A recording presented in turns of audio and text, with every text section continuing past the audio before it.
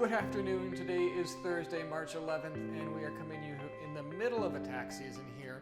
Just talking to you here because there is once again late breaking news. I'm sure you were well aware, having watched the media, of the third stimulus that's likely going to be passed tomorrow. Again, today is Thursday.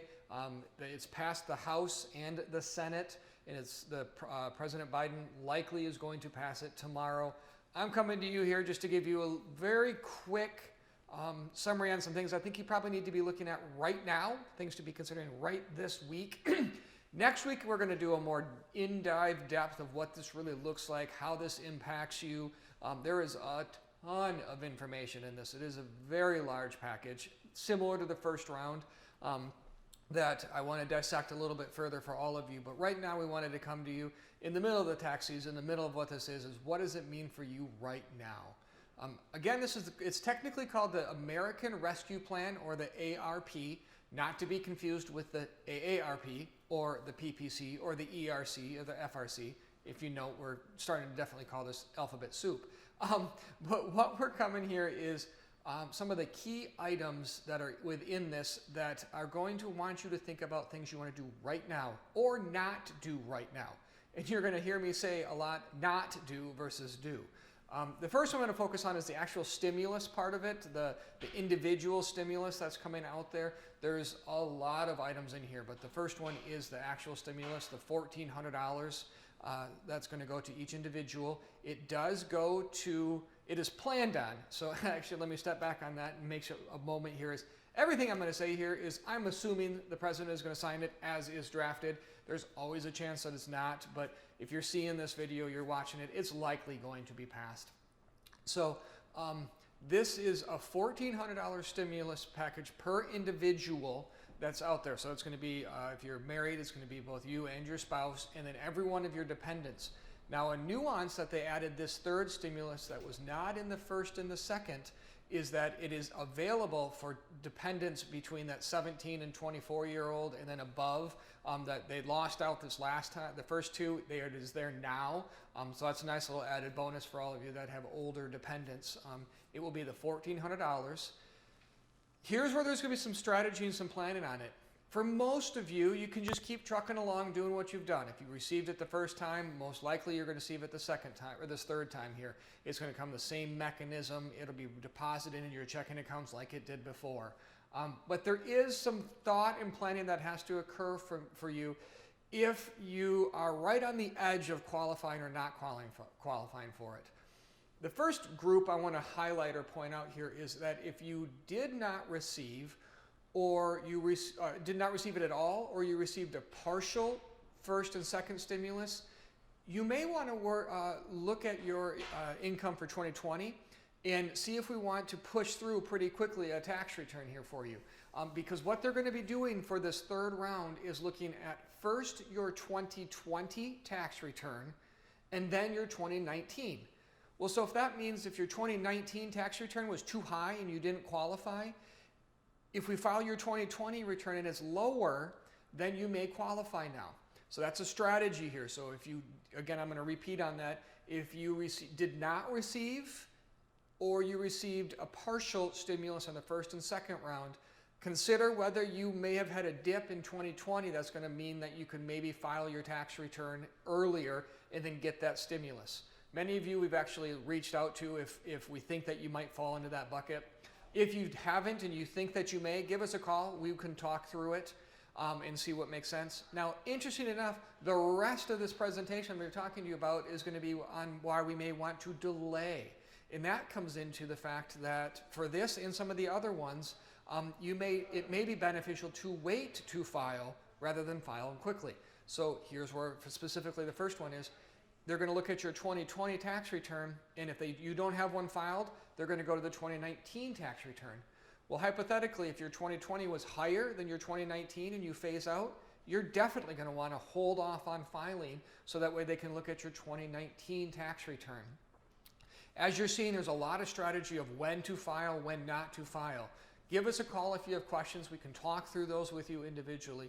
Generally speaking, we're seeing most of the time it makes sense for us to consider and to slow up and consider maybe not filing the tax returns as quickly as we historically have.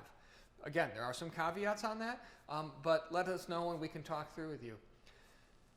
The next one I want to talk about here that's inside of the stimulus package that is going to impact what we do right now is if you received unemployment in 2020.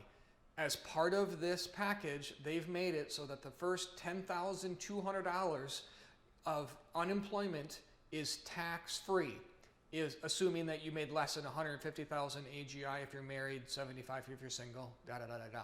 But for most of you, what you need to hear is if you received unemployment, it may not be taxable up to $10,200 for 2020.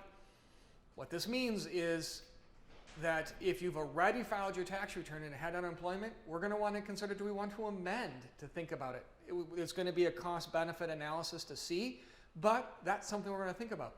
For those of you who haven't filed and had unemployment, we're definitely going to want to wait before we file your tax return, because that's going to change, likely change, and that it's going to mean less taxes for you. So unless there's some really compelling reason to file earlier, maybe because of the other stimulus or a financing reason, it's going to make sense to wait. So give us a call, let's talk through it. Now this gets into something that we want to mention out here is that this is right now in the legislative stage. So it's at the House and the Senate. It's going to go to Biden. Biden's going to pass it. That just means that's a set of instructions that have to now go to the IRS, who has to take what's in this gigantic bill, disseminate it, think about how it impacts the tax return and the tax code, update the tax code, then take that and update the tax forms to get to all the tax preparers out there to then put it into your tax return.